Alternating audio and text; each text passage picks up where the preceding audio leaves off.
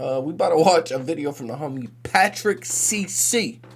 This one right here is titled Rappers Who Destroyed Their Careers with One Mistake. Oh my God. Oh my God.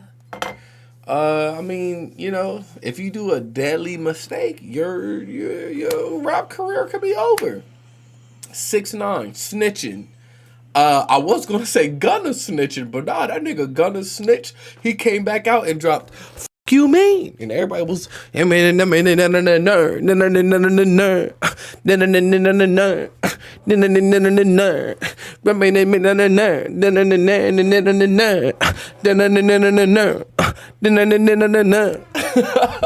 That's the flow of the song. If you go listen to the song, that's the flow. Anyway, I'm tipsy. Suck my dick. I don't care what you're talking about. Let's watch this video from Patrick CC. Rappers who destroyed their careers. Rappers who destroyed their careers. Rappers who destroyed their careers. Rappers who destroyed their careers. Rappers who destroyed their careers. Rappers who destroyed their careers. Rappers who destroyed their careers. Rappers who destroyed their careers. Rappers who destroyed their careers. Told that little bitch man up here. I'm trying to make this dig disappear. When I'm deep on the side of this, gonna.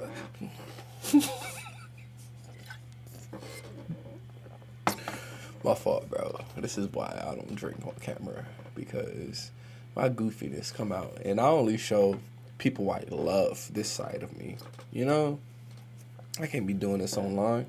Cause if I was even at like a restaurant, I wouldn't do this. I'm at home, so I feel comfortable. I only show like girls that I love and my family members this side of me. So I can't be showing y'all this side of me. I don't know y'all niggas like that. Let's just watch this video. Rappers who destroyed their careers by Patrick CC. Let's go. Let's go.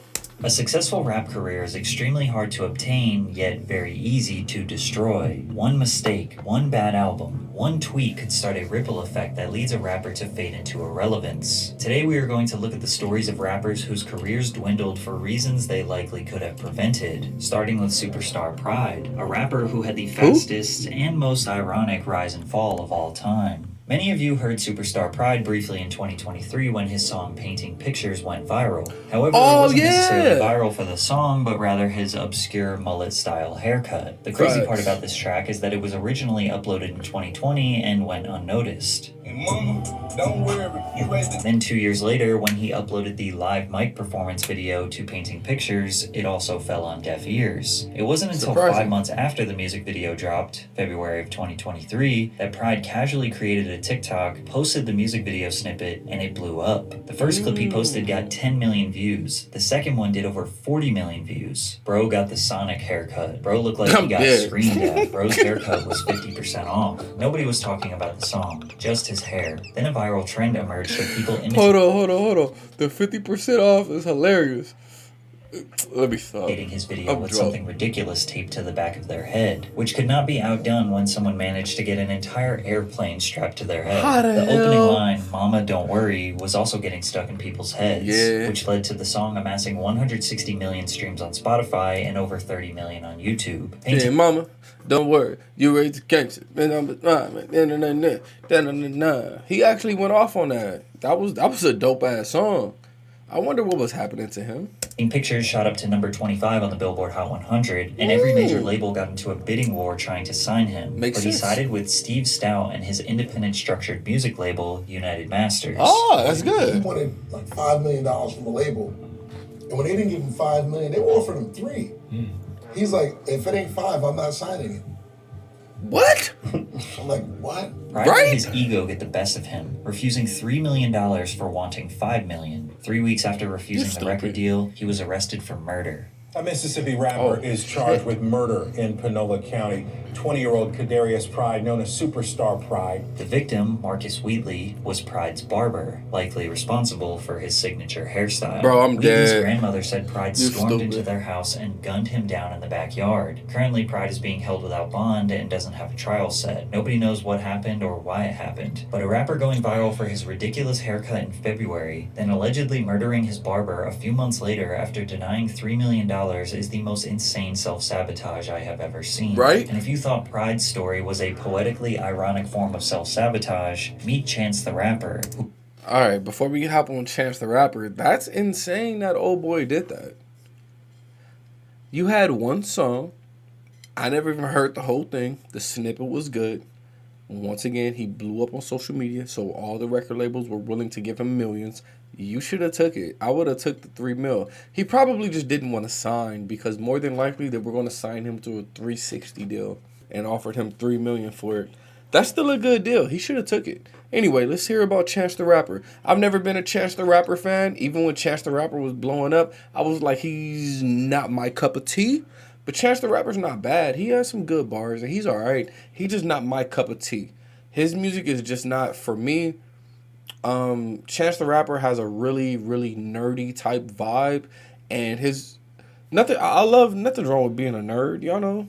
I think I'm kind of like a nerd too. But I'm just saying, even his music is very nerdy, and my music that I listen to, I don't listen to nerdy music because that's not how I feel on the inside.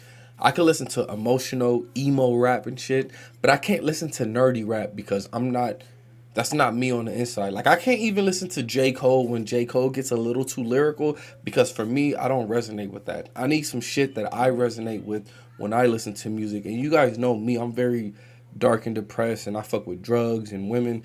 So for me, I love music that deals with those topics because that's me.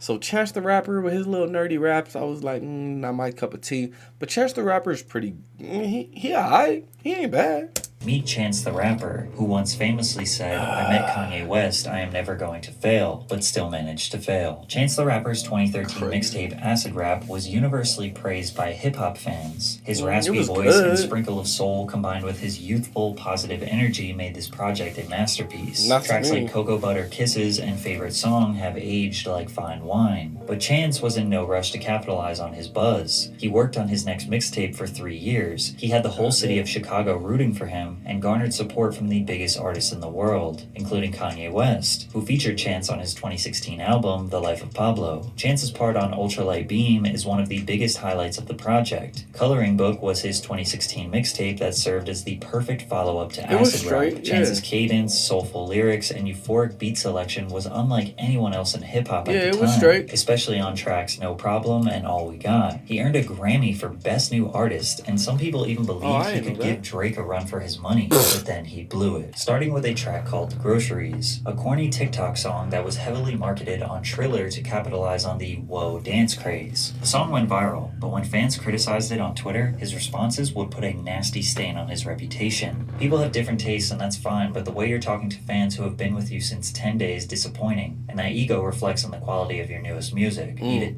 You are a spoiled child who thinks artists are making music for you. I never intended for you to find or like anything I made. If I knew you existed, I would have tried my hardest to keep you from being able to enjoy it. Now go eat it again. Then Chance over and over again told the fan to eat it. This interaction was a far cry from the positive and wholesome Chance the Rapper fans loved. Then he dropped his debut album, The Big Day, on July... Well, I mean, he wasn't making music for them anyway. Artists make music and look, artists make art for themselves. I mean, of course, artists make art and they're like, oh, I hope people love this, but it's more so themselves expressing themselves. It's not, oh, I gotta put this out there for the masses. It's I hope everyone will love this, but this is for me. This is from my heart. And then we make the art.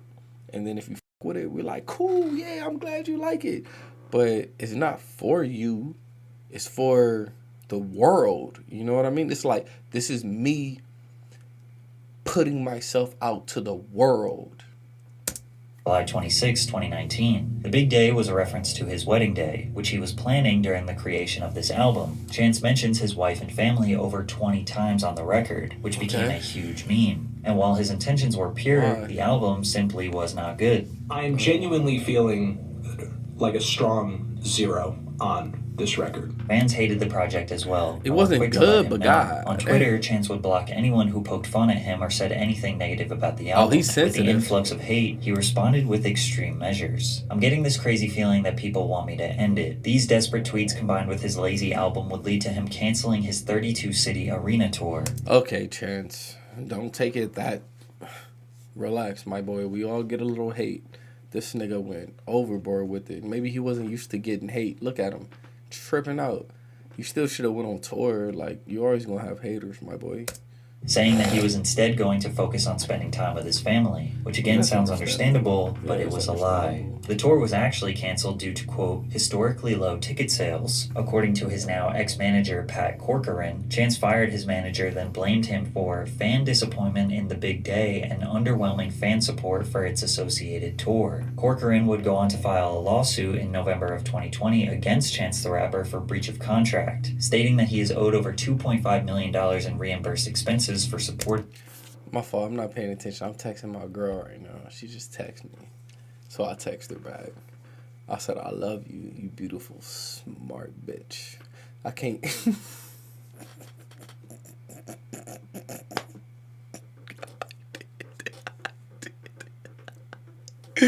Maybe I should send her a text and say, look, I'm a little drunk. You ain't no bitch. You know I love you.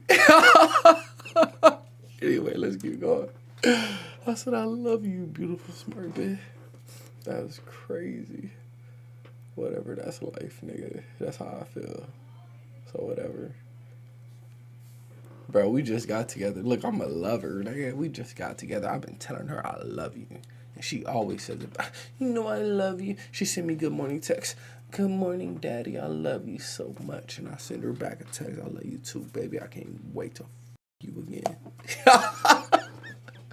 My fault. 32-city arena tour, saying that he was instead going to focus on spending time with his family, which again sounds understandable, but it was a lie. The tour was actually canceled due to, quote, historically low ticket sales. According to his now ex-manager, Pat Corcoran, Chance fired his manager, then blamed him for fan disappointment in the big day and underwhelming fan support for its associated tour. Corcoran would go on to file a lawsuit in November of 2020 against Chance the Rapper for breach of contract, stating that he is owed over $2.5 million in reimbursed expenses for supporting and promoting Chance's career, an additional $3 million for unpaid commissions, and 15% of Chance's net profit across all business earnings. The lawsuit also revealed that Chance fired his manager. Okay, so who is Pat? Pat is his manager. See, this is why managers don't have your best interest either. How the manager is going to come after Chance like that, bro? They should have had a better understanding. That's crazy. According to his now ex-manager, Pat Corcoran, Chance fired his manager, then blamed him for fan disappointment in the big day and underwhelming fan support for its associated tour. Oh, so Chance fired him. After Chance fired him, that's when he sued Chance. Oh, okay, I'm not mad at you. I would have sued that nigga too if he would have fired me. Corcoran would go on to file a lawsuit in November of 2020 against Chance the Rapper for breach of contract, stating that he is owed over $2.5 million in reimbursed expenses for supporting and promoting Chance's career, an additional $3 million for unpaid commissions, and 15% of Chance's net profit across all business earnings. The lawsuit also revealed that Chance started working on his album in February of 2019, which was only 5 months before it was released. His manager knew there was not enough time for the creative process that was involved in releasing the album. Chance's recording efforts were compromised by unproductive and undisciplined studio sessions, procrastination, and lackadaisical effort, which explains why there are terrible lyrics throughout this record. If you blink it, you might miss it. You gotta click it or tick it. Life is short as a midget, but mine's a little LeBron. What the that bar is... Okay. Patrick, you found the worst bar you could find. Lackadaisical effort, which explains why there are terrible lyrics throughout this record. If you blink... This bar is one of the worst I ever heard. How can you even make this sound good? If you blink it, you might miss it. You gotta click it or a ticket. Life is short as a midget. But mine a little... What the fuck? How do you even make that next one rhyme? If you blink it, you might miss it. You gotta click it or a ticket. Life is short as a midget, but mine's a little LeBron. Like, what? How can you make this a melody, bro? If you blink it, you might miss it. Gotta click it or I take it. Life is short as a midget, but mine's a little LeBron. If you blink it, you might miss it. You gotta click it or a ticket. Life is short as a midget, but mine's a little LeBron. What? I gotta hear the beat to see how this bar even went. You That's miss it, you gotta click it or ticket. Life is short as a midget, but mine's a little LeBron. And how could we forget? Peanut butter jelly with a baseball bat. Peanut butter jelly with a peanut butter jelly. Y'all ain't ready for the jelly, it'll break y'all back. Chance let his own ego squander his career. He couldn't just admit that he made his fans wait 3 years for a bad album that was rushed out in 5 months. And the way he responded to them on Twitter was just childish. From here, all his hype died. On the other hand, if he stepped out of the limelight to genuinely focus on his family, he has a beautiful family. Maybe that's something we should celebrate rather than see as a he downfall. has a beautiful family. But Chance wasn't the only rapper whose Twitter fingers started their downfall. In the case of OG Mako, he pretty much forced everyone to hate him because of his tweets. That's in that dude? 2014, OG Mako had a ton of momentum after his song Mo Bamba, right? Viral on Vine. Oh no, this you track guessed was unlike it. anything we had ever heard at the time. Facts. Before mumble rap took over, we had OG Mako screaming insane ad-libs This was over fire. a simplistic, hard-hitting trap beat. He had a darker, more rock... The first time I heard that, you guessed it. Woo! You was right. I was like, you guessed it. I thought it was fire. like aesthetic, and even called himself not a rapper but a rock star. Yeah, I The thought song that shit reached was number 90 fire. on the Billboard Hot 100, and he could even be credited with inspiring many rappers after him. For sure. It definitely inspired Keith Ape, who just released a track called Itji Ma that sounded suspiciously similar. Just listen to them at the same time.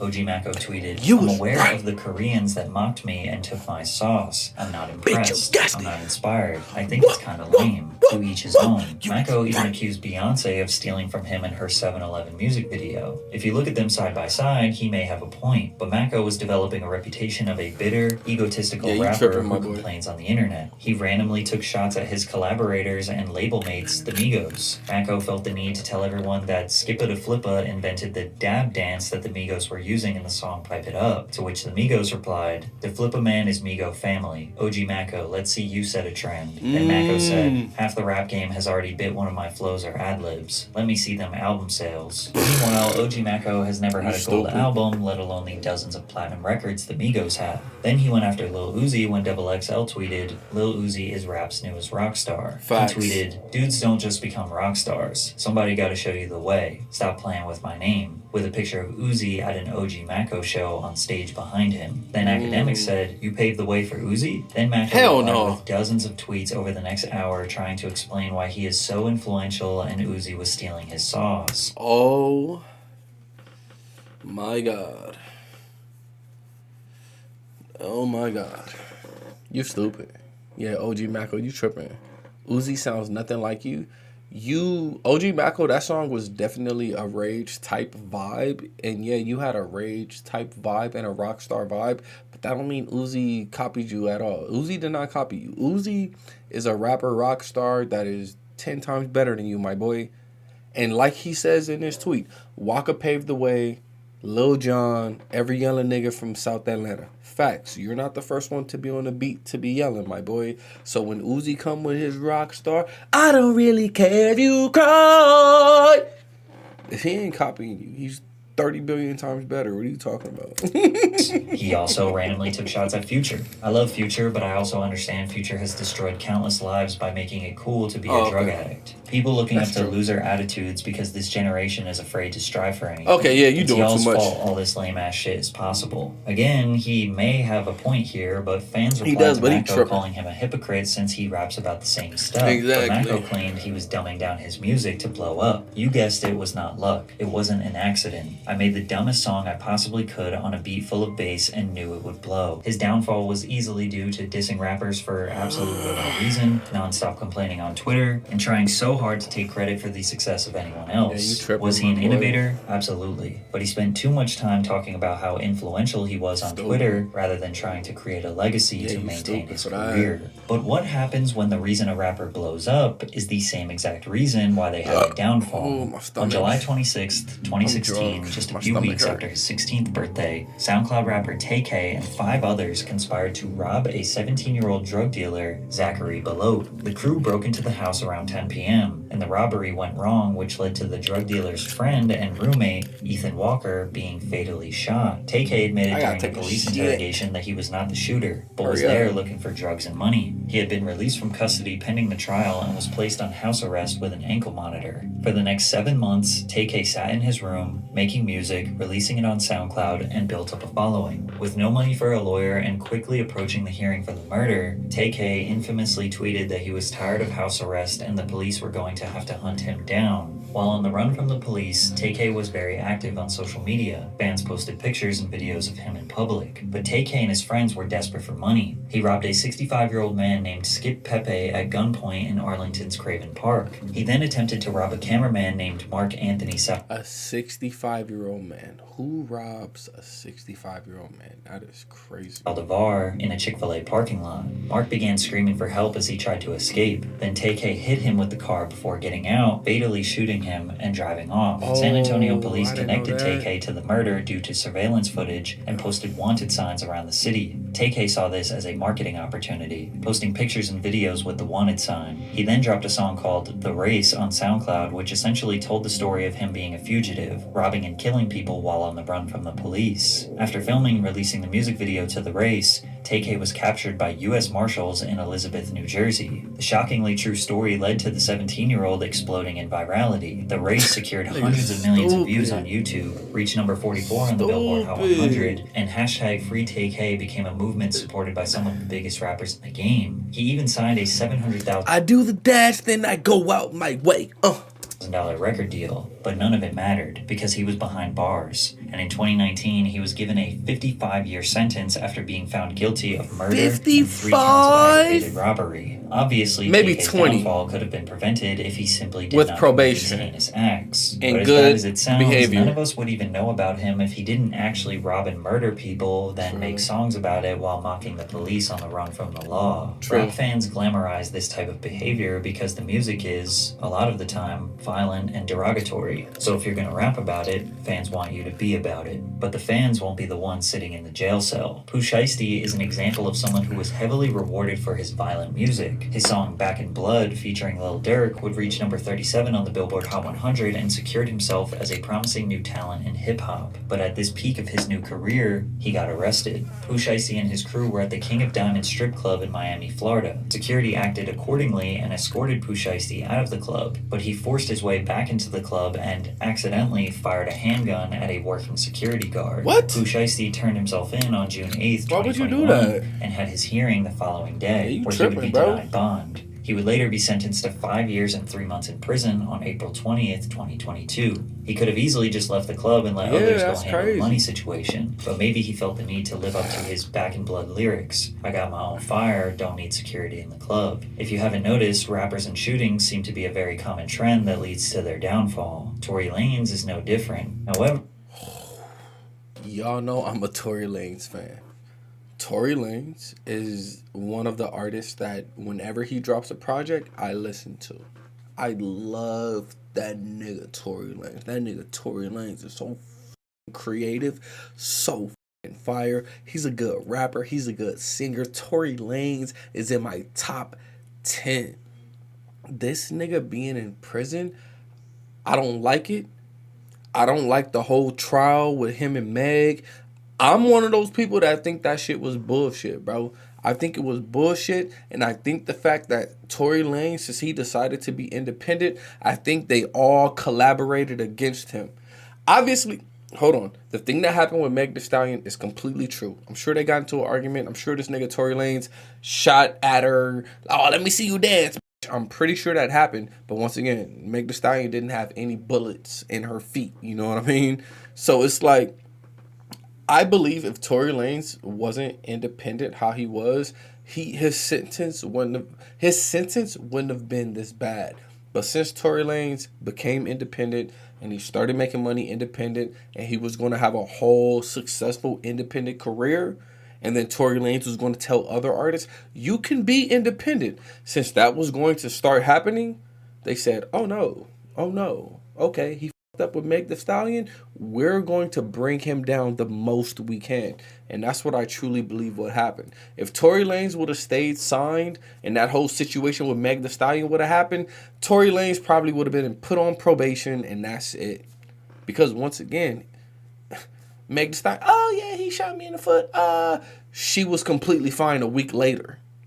You see what I'm saying? So I truly believe if Tory Lanez was still signed to a major label, it wouldn't have gone the way it gone. But since he was independent, making waves, making money, telling other people to be independent now, the situation happened, they said, oh yeah, we about to for sure give this nigga the maximum. And that's what I think occurred. But I with Tory heavy, man. I left my love at your place today. We're still young for the internet. Wear my heart on my sleeve too long. She's got my name tatted on her wrist. I don't know what something's wrong with. That's my song. This nigga Tory. My girl might leave me if she hears about this. LA Confidential. LA Confidential. That song is so fire. I love that song. Tory Lanez has some songs that are so good that I still listen to this day. LA Confidential came out in like 2016, 2017, bro. But I still listen to that song. Because that song is a masterpiece. My girl might leave me. I'm like, what? I love this song. You don't expect to be my girlfriend. LA Confidential. LA Confidential. Like, that's my shit. However, many people still question if he is actually guilty of being the shooter. Oh, I want to hear that song now. Tory Lanez was at the peak.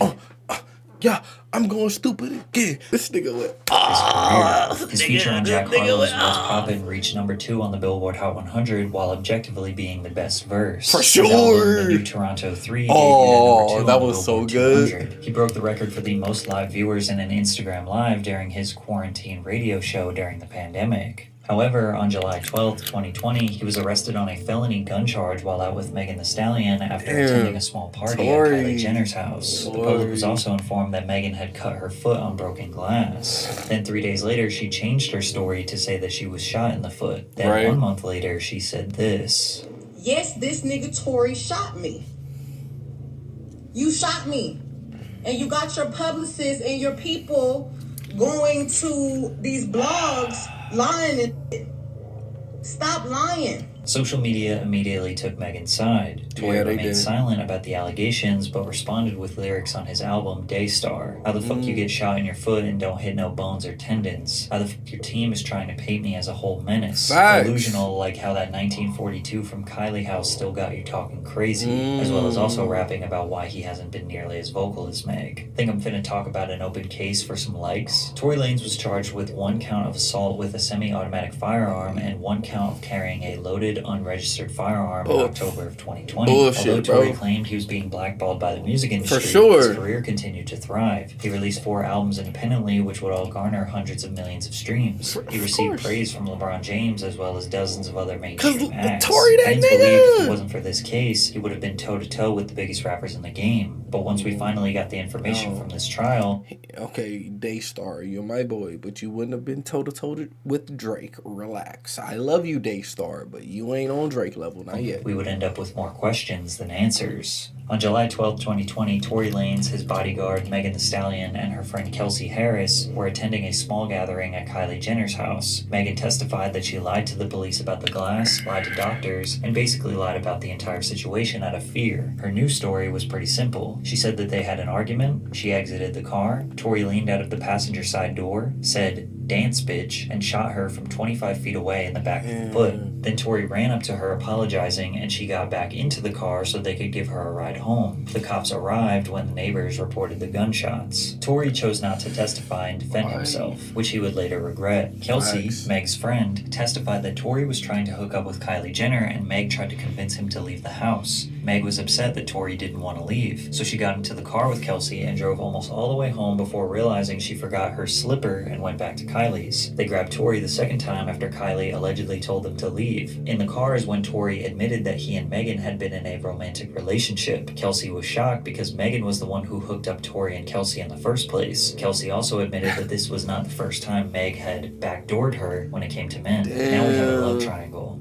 And this is how the argument started. Kelsey pleaded the fifth when it came to speaking about anything regarding the gun or shooting. The government offered her immunity, so she couldn't be charged with any crime even if she admitted to it. She still refused to speak. There was one witness, Sean Kelly, who saw the altercation from his balcony after being awoken by the arguing. Sean said he witnessed... Oh shit, hold on, my girl texted me back.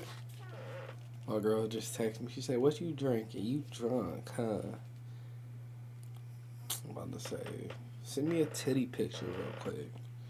Send me a titty pic.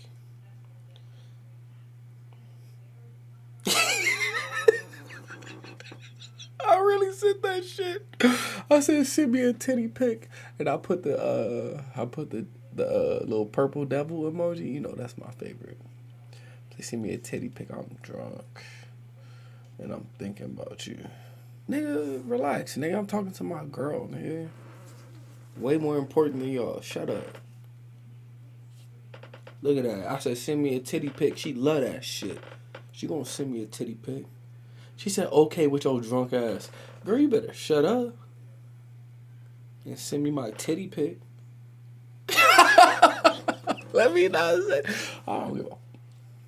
Look, I'm just trying to see your titties. Like, it is what it is. I'm drunk and I want to see my girl titties.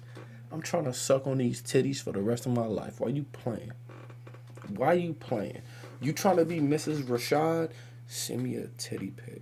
And the next time you play with that clit, make a video for me and send that shit to me. I want to see you play with that pretty ass pussy. I want to. You know that? Damn. Let me... I'm drunk, baby girl. Just send that shit. Look. I'm just trying to see your titties. Like, it is what it is. I'm drunk and I want to see my girl titties. I'm trying to suck on these titties for the rest of my life. Why you playing? Why you playing? You trying to be Mrs. Rashad? Send me a titty pic. And the next time you play with that clit, make a video for me and send that shit to me. I want to see you play with that pretty ass pussy. I want to. You know that? Damn. Let me... I'm drunk, baby girl. Just send that shit. Oh, I don't even want to say I'm drunk. Just send that shit.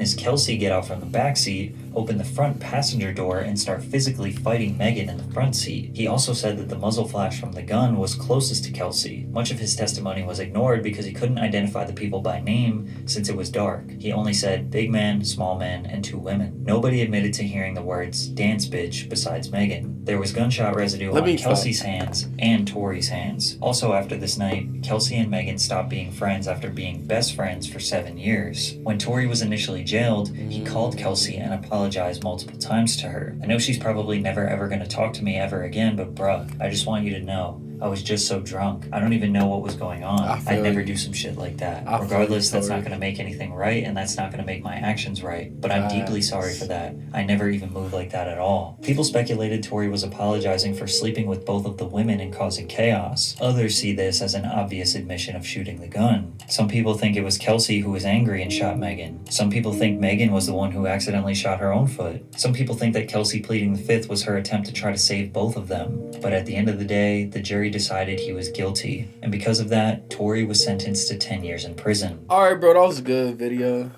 I can't believe my boy Tori really got to go to prison like that. Like, that message is crazy, you know? Anyway, I'll be waiting for him to get out. Hopefully when he gets out, he'll still drop music. Even though by the time Tori gets out, I think it's like 10 years, man. I'm going to be in my 40s. That's crazy. So when Tory gets out, who knows what he gonna talk about? I'm gonna be in my 40s, so it's gonna be different. Hopefully, I still want to hear what he has to say, you know? My girl might leave me if she hears about this. LA Confidential. LA Confidential. My girl just texted me and said, I can't wait to be drunk with you. Yeah, I know you want to get drunk and high with me and suck my dick for an hour. I'm about to send that to her right now. Yeah, I know you want to get drunk and high with me and suck my dick for like an hour. And you trying to fuck me all day. You know I'm trying to do that with you too. You know I eat that pussy, make you come. I'll let you ride my face, sit that pussy on my face. Drop those juices down all up on me. I eat all that shit. Anyway. Yeah, man. You know, I had to send that to my girl real quick. This was a good video. A lot of these rappers, they made mistakes. Tory Lanez is the only one I really truly feel like that shouldn't have happened. Especially because he's such a great artist in my opinion. I f with Tory heavy. I've been a Tory Lanez fan since like what, 2017, bro? I've been a Tory Lanez fan for a long time. So for this to happen to Tory, like that shit sucks, bro. But it is what it is. This was a good video.